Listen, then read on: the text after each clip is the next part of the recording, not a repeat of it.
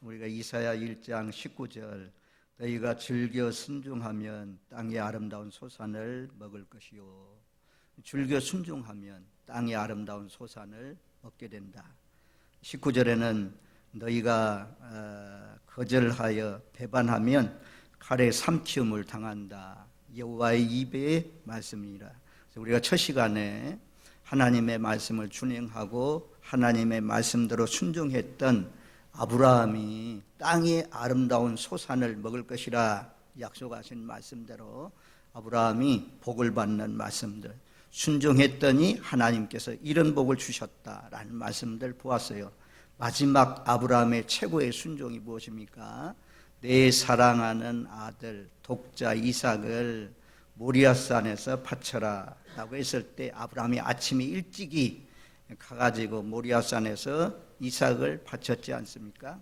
그때 하나님께서 아브라함에게 하시는 말씀이 이제야 내가 비로소 하나님을 경외하는 줄 알았노라. 여기까지 하나님의 인정을 받기까지 얼마나 오랜 세월이 지나갔습니까? 아들까지 바치는 이런 믿음, 우리가 생각할 때 대단한 믿음입니다. 그래서 하나님이 맹세까지 하면서 내가 또 복을 준다고 계속해서 하나님이 반복해서 말씀합니다. 첫 번째는 내가 큰 복을 준다. 두 번째는 내 씨가 크게 번성한다. 바닷가의 모래처럼 땅 위의 티끌처럼 많은 하늘의 별처럼 많은 자녀를 준다. 크게 번성한다. 세 번째는 내 씨가 대적의 성문을 차지하리라.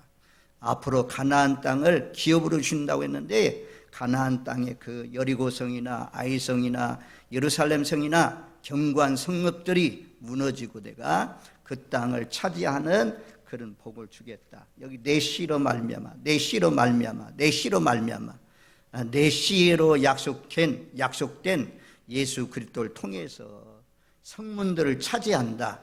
마음의 성문들을 열게 하시고 구원받게 하는 어둠 속에 있는 사람들이 구원받는 놀라우신 역사가 내 씨로 말미암아 이루어질 것이다 라고 약속했어요.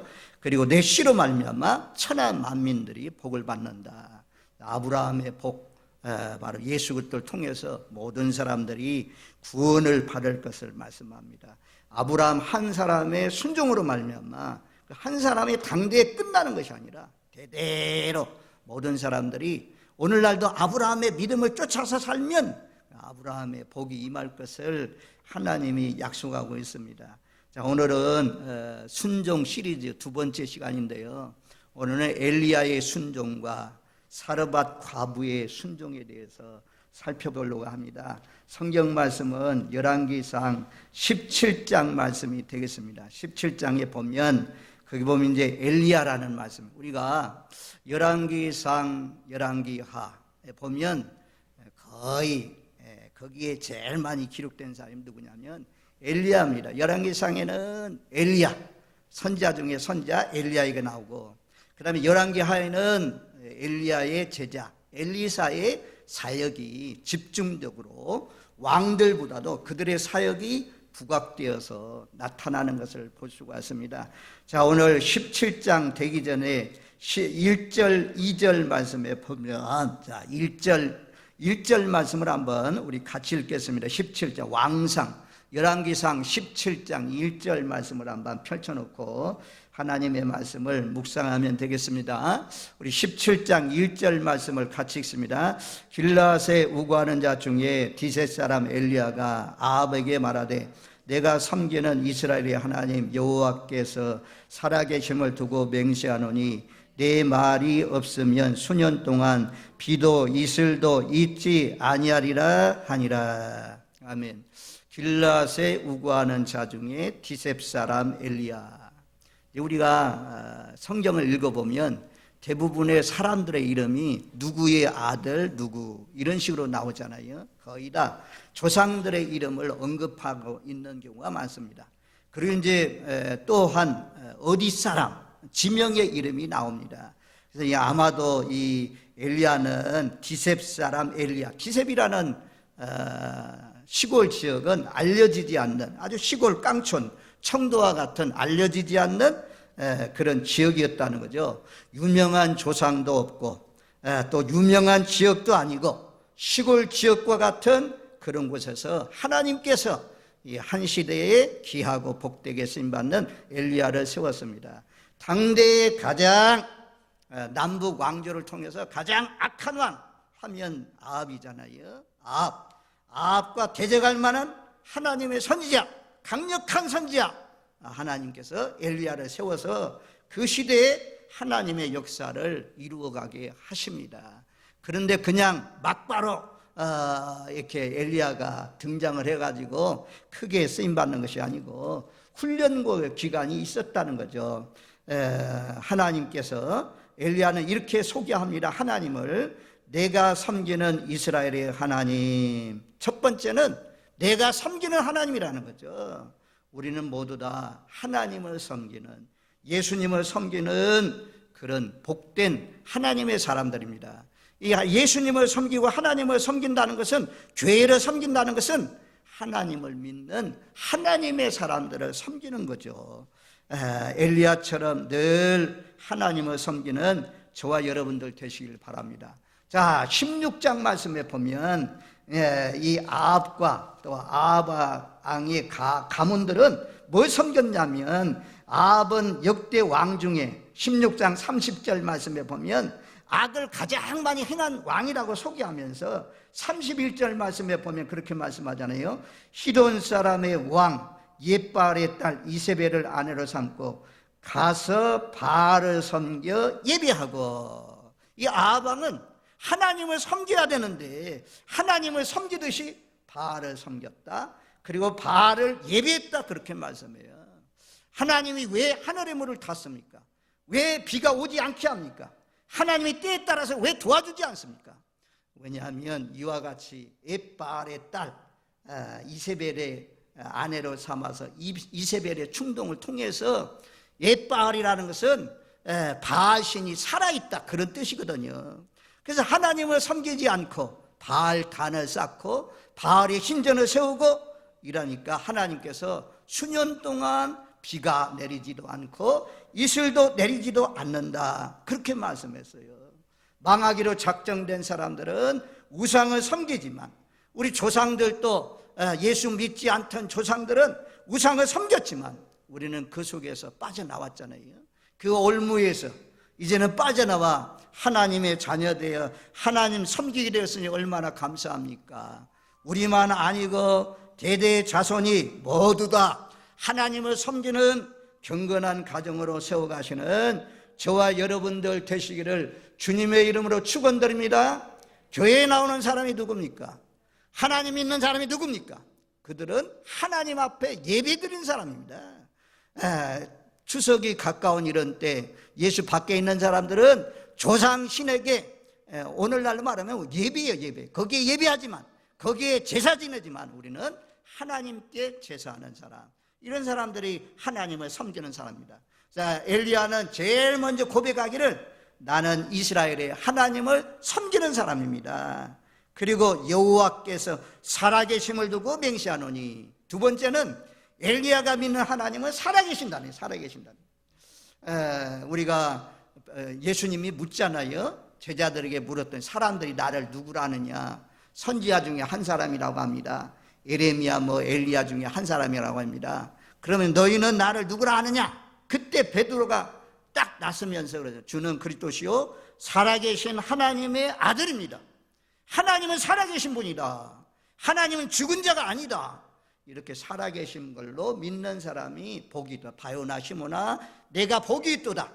이를 내게 알게 한 이는 혈육이 아니요 하늘에 계신 아버지께서 알게 하셨다라고 말씀하잖아요. 예수님은 하나님의 아들로 살아계신 것을 믿으시는 분, 아멘. 예수님은 하나님의 아들이시고 예수님은 살아계신 분이고 하나님도 살아계신 분이다. 엘리야가 믿는 하나님은 살아계신 하나님이다. 그분의 말에 의하면 내 말이 없으면 수년 동안 비도 이슬도 내리지 않는다라고 선포했어요. 왜냐하면 말씀드렸잖아요. 어떤 왕보다도 옙바알 바알신을 많이 섬겼기 때문에 이들이 섬기는 이유는 바알을 섬겨야 비를 내려준다. 바알을 잘 섬겨야 풍요를 누릴 수가 있다. 많은 열매를 얻을 수가 있다. 그래서 바알을 섬기고 있는 그런 가운데 있어요. 그래, 너희 바알이 비를 내려주냐? 너희 바알이 바람도 불어주고 햇빛도 내리냐? 그래서 하나님이 심판하는 거예요. 그래, 봐라, 한번 봐라. 너 바알에게 아무리 제사를 드려봐라. 바알을 아무리 잘 섬겨봐라. 그래서 하나님이 하늘의 문을 닫았어요. 그래서 비도 내리지 않고 심지어 이슬까지도 내리지 않는 3년 6개월 동안 그런 재앙이 임했습니다. 하나님이 엘리야가 선포한 말씀대로 이루어졌다는 것입니다. 그래서 16장 34절 말씀이 우리가 생각할 때 이상하다, 이상한 말씀이 한 구절 들어가 있는데, 근데 이 말씀이 중요한 말씀이에요. 자, 34절 말씀 한번 여러분들 눈으로 보면서, 영상을 보면서 한번 따라오세요. 그 시대에 베델 사람 히엘이 여리고를 건축하였는데 그가 그 터를 쌓을 때 맏아들 아비람을 잃었고 그 성문을 세울 때에 막내 아들 수급을 잃었으니 여호와께서 눈의 아들 여호수아를 통하여 하신 말씀과 같이 되었더라. 하나님이 여리고성은 무너진 성읍 그대로 있기를 원했어요.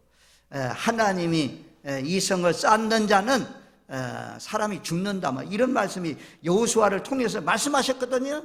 근데 이 성을 쌓으니까 가만히 두고 저기 저주받은 성이다, 저기 저렇게 황폐해졌다, 무너졌다, 하나님 떠나서 아주 허랑방탕하게 음란하게 살다가 무너졌다, 상징물로 딱 두고 늘 지나다니면서 그걸 보고 이렇게 해야 되는데 성을 다시 쌓지 말도록 그렇게 여호수아를 통해서 무너뜨리면서 그렇게 말씀했는데 여호수아의 말씀을 다 잊어버렸어요. 그리고는 흉물이니까 지나가면서 보니까 안 좋잖아요. 그래서 아마 이때 당시에는 나라가 많이 육신적으로는 발달된 그런 가운데 있었기 때문에 성을 또다시 쌓았습니다. 그랬더니 이 여호수아서에서 말씀하신 대로 이 베델 사람 히엘이 건축하는데 그 터를 쌓을 때 맏아들이 터를 넣을 때는 맏아들이 죽었고, 또 마지막 성문을 세울 때는 막내 아들 수급을 잃었다. 그래서 여호수아를 통해서 하신 말씀대로 이루어졌다 그러잖아요. 그러면서 이제 오늘 말씀에 2절 말씀에 여호와의 말씀이 엘리야에게 임하였고, 엘리야 내 말이 없으면 수년 동안 비도 이슬도 있지 아니하리라. 이 하나님의 말씀은 반드시 이루어져요. 우리가 지난주에 제가 하나님의 말씀에 순종하면 땅이 아름다운 소산을 먹고, 줄겨 순종하는 자는 땅이 아름다운 소산을 먹고, 배반하고 거절하면 칼에 삼키움을 당한다. 여호와의 입의 말씀이니라. 끝들이 여호와의 입의 말씀이니라. 권능의 말씀, 능력의 말씀. 하나님의 말씀은 하나도 땅에 떨어지지 않아요. 하나님의 말씀은 그대로 이루어져요. 오늘 또 여리고성 쌓지 말라 그랬는데 쌓다가 쌓을 때 기초를 넣을 때 맏아들이 죽고, 마지막 성문을 쌓을 때 막내가 죽는다고 여호수아를 통해서 말씀했는데 그 말씀 그대로 이루어졌잖아요. 하나님이 엘리야를 통해서 말씀했는데 내 말이 없으면 수년 동안 비가 오지 않는다, 이슬이 내리지 않는다. 그 말씀대로 이루어졌어요. 이 말씀대로라는 말씀이 계속 반복되어 나와요. 그러니까 하나님의 말씀이 가라면 가는 거고, 하나님의 말씀이 오라면 오는 거고, 하나님의 말씀이 멈추라면 멈추는 것입니다. 하나님 잘 섬기는 사람이 누굽니까? 어린아이 같아야 된다고 하잖아요. 어린아이는 부모가 시키는 대로 대부분 순종 잘하잖아요. 순종 잘하는 어린이, 또 어린아이들 중에도 막 떼쓰면서 부모 말 안 듣는 그런 자녀들도 있지만, 거기서 어린아이 같이 순종하라는 것은 말 잘 듣는 어린아이를 맞춤하는 거죠. 천국은 어린아이 같아야 들어간다고 말씀하잖아요. 그래서 쉽게 말하면 이해하기 쉽게 우리가 성경에 보면 애굽 땅에서 이스라엘 백성들 건져가지고 가나안 땅에 금방 들어간 거 아니잖아요. 광야 40년 동안의 길을 가잖아요. 근데 여기에서 이스라엘 백성들 어디로 가야 될지 어떻게 해야 될지 길을 알지 못한다고 그랬어요.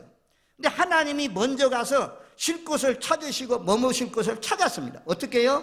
먼저는 구름 기둥이 갔습니다. 구름 기둥이 떠오르고, 그러면 이스라엘 백성도 따라가고, 구름 기둥이 머무르면 머무르고. 그래서 하나님의 명령 따라, 민수기 말씀에 보면 하나님의 명령 따라서 가기도 하고 멈추기도 했다라고 말씀합니다. 우리는 오늘날도 시대가 발달하고 아무리 첨단 과학 시대를 살고 있어도 이제는 AI를 통해서 면접을 한대요. 면접하는 그런 시대가 되었어요.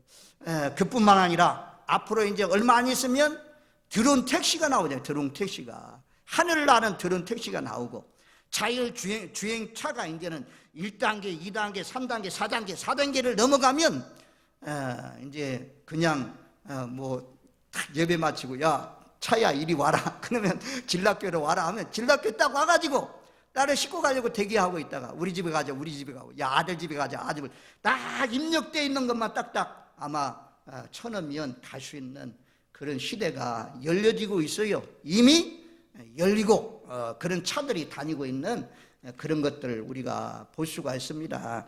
아무튼 이런 또 수술하는 사람들이 이제는 의사가 컴퓨터를 보면서 자기가 수술 집도를 하는 것이 아니라 로봇가 수술하는 그런 시대가 되었잖아요.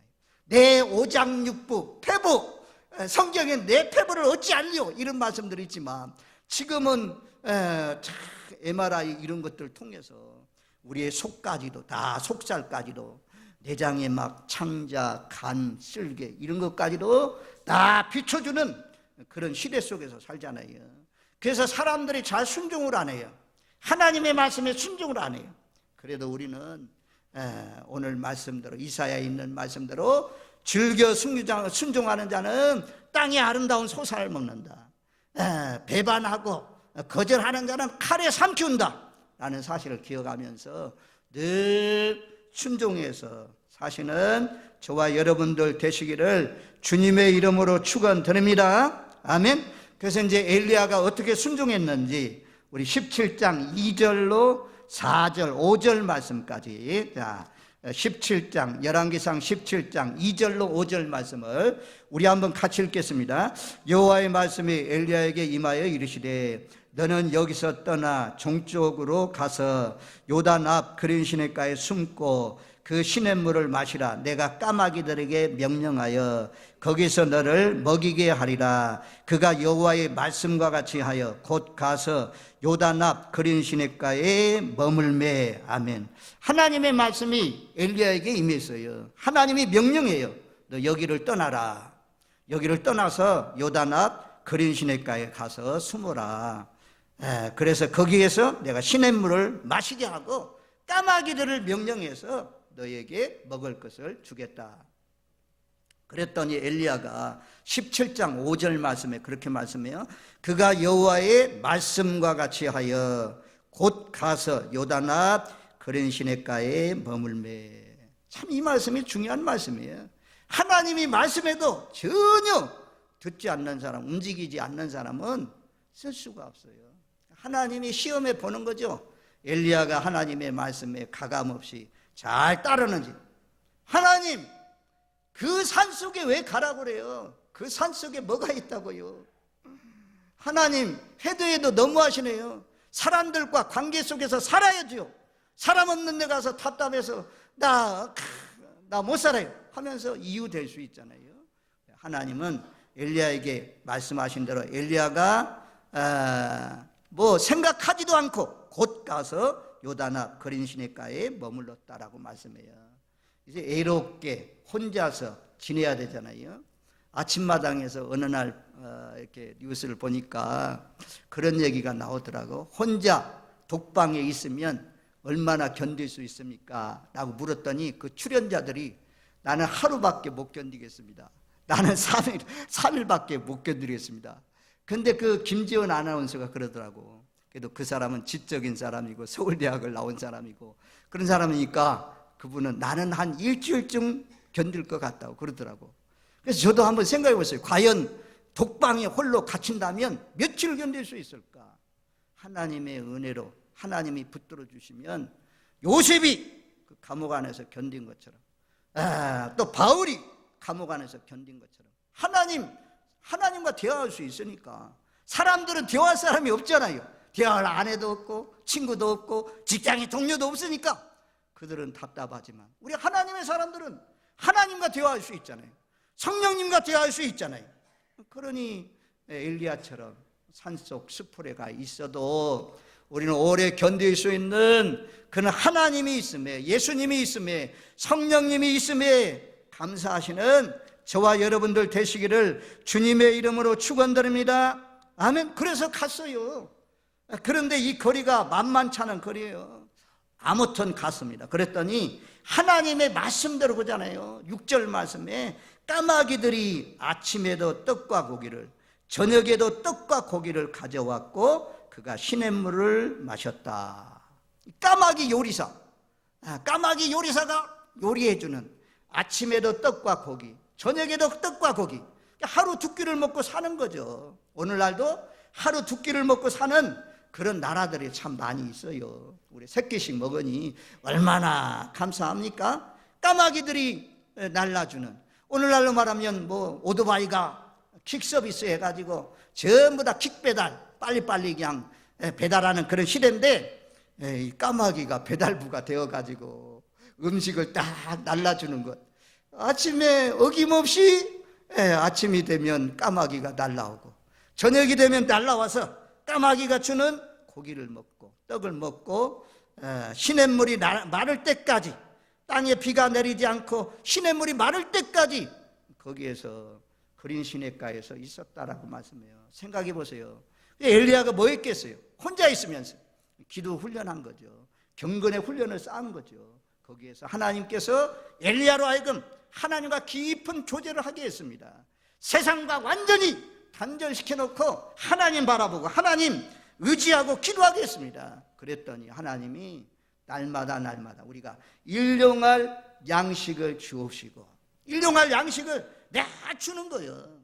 이제는요, 우리가 마지막 시대를 생각해야 돼요. 마지막 시대에 양식도 빼앗기고 양식도 없고, 그러면 야, 굶어 죽는 거 아니가? 하나님의 인침받은 사람들, 하나님의 자녀들, 일용할 양식을 주신다고 했는데 굶주려 죽으면 얼마나 비참합니까? 또 뭐 하나님 때문에 신앙을 지키기 위해서 굶주려 죽을 기회가 있다면 그렇게 죽어도 하나님께 영광이 되고 순교의 영광 판결에 들어서겠죠. 근데 하나님의 말씀은 이런 말씀도 있다는 거죠. 하나님이 가물 때에도 미물인 까마귀, 부정한 동물로 생각하는 까마귀를 통해서도 먹이실 수 있다는 것입니다. 광야, 이스라엘 백성들 광야 40년 동안 하나님께서 먹이셨잖아요. 만나를 통해서, 메추라기를 통해서 먹이신 것처럼 마지막 때는 그런 확신을 가져야 돼요. 우리가, 저와 여러분들 모든 어려운 상황 가운데서도 먹을 것, 마실 것, 입을 것 채워지실 줄로 믿고 사십시오. 지금까지 그렇게 살아왔잖아요. 내 궁핍함을 아시고 다 채워주시네, 그런 찬양이 있는 것처럼 늘 하나님이 채워주십니다. 까마귀를 통해서도 먹이시는데 하나님 뭔들 못하겠어요. 그 다음에 또 여호와의 말씀이 이제 그린 시냇가에 있다 보니까 그린 시냇물이 다 말랐습니다.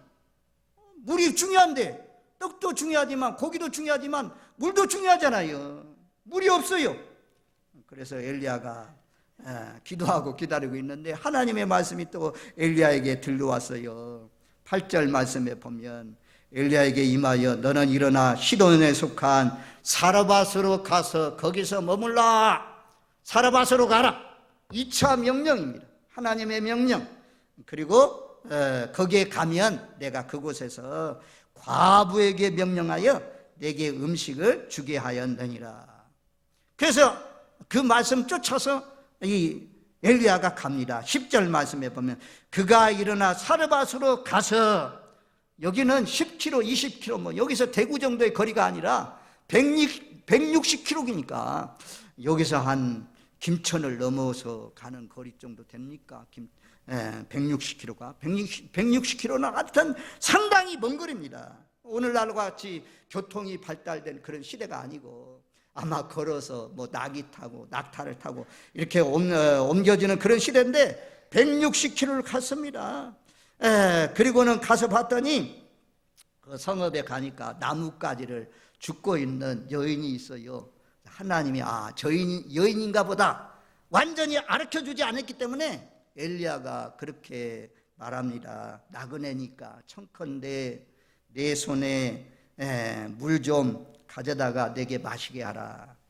조금만 물 좀 주세요. 청컨대 아주머니 물 좀 주세요. 목말라 죽게 지경입니다.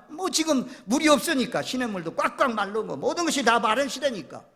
그랬더니 이 여인이 물을 가지러 갑니다. 그러니까 또 불렀어요. 그 여인에게 청하건대 내 손에 떡 한 조각을 내게로 가져다 주세요. 그때도 떡이 없는 시대잖아요. 지금 흉년의 때잖아요. 그랬더니 이 여인이 말을 합니다. 17장 12절 말씀에 보면 여호와의 살아계심을 두고 맹세하는데 지금 흉년의 때라 먹을 것이 다 떨어졌습니다. 마지막 이제 밀가루통에 밀가루가 조금 남아있고 기름병에 조금 남아있는데 이거 탁탁 긁어가지고 탁탁 털어가지고 기름 내가지고 마지막 떡 만들어서 아들과 함께 먹고 죽이려고 합니다. 이것도 하나님의 살아계심을 두고 맹세하네요. 그런데 엘리야가 이미 하나님의 말씀을 들었잖아요. 하나님이 엘리야에게 들려주셨잖아요. 그래서 먼저 가가지고 나를 위해서 물과 떡을 가지고 와라. 그리하면 너희 집에 하나님이 말씀하시기를 지면에 비가 내리는 날까지 통에 밀가루가 떨어지지 않고 병에 기름이 없어지지 아니하리라 하셨다. 그랬더니 그 말씀을 듣고 용기를 내가지고 15절 말씀에 보면 17장 15절 그가 가서 엘리야의 말대로 하였더니 그가 엘리야와 그 식구가 여러 날을 먹었으나 가서 순종했다는 거죠. 이 여인이 우리가 너무너무 잘 아는 말씀이에요. 사르밧 과부가 순종했다. 그런데 이 순종은요 우리가 적은 것 또 적은 기름인데 이 여인이 가진 전부입니다. 생명과도 같은 것입니다. 가진 것 전부를 드렸어요. 가진 것 전부를 내놓았더니 하나님의 말씀대로 밀가루통에 밀가루가 떨어지지 않고 기름병에 기름이 떨어지지 않았다. 얼마나 놀랍습니까? 이거 탁탁 털어가지고 아침에 했습니다. 탁탁 털어가지고 저녁을 했습니다. 그랬더니 다 떨어진 줄 알았더니 또 다음날 보니까 또 밀가루가 있습니다. 신기하죠. 또 나오고 이런 것을 가뭄이 끝날 때까지 체험하면서 살았다. 순종했더니 선자에게 순종했더니 하나님께서 땅의 아름다운 기름, 땅의 소산을 끊임없이 먹도록 축복해 주신 것을 우리가 볼 수가 있습니다. 그래서 마태복음 10장에 보면 그런 말씀이 있잖아요. 선자 이름으로 선자를 대접하는 사람은 선지자의 상을 받고 의인의 이름으로 의인을 대접하면 의인의 상을 받는다 라고 말씀합니다. 말씀대로 이루어졌어요.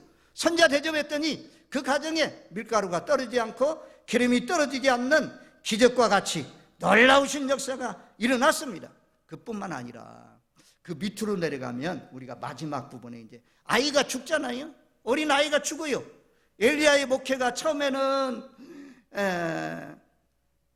그린 시냇가에서 혼자 단독으로 이제 이렇게 하나님 앞에 훈련받고 그 다음에는 하나님께서 한 차원 높여가지고 이제는 과부하고 어린 주일학교 학생 한 명, 과부하고 어린 주일학교 한 사람하고 이렇게 목회하게 하시고 그 다음에 18장에 가면 이제 왕을 비롯해서 온 이스라엘 백성들 다 갈멜산에 모아가지고 이스라엘 전체를 목양하는 그런 사역을 감당하는 것을 볼 수가 있습니다.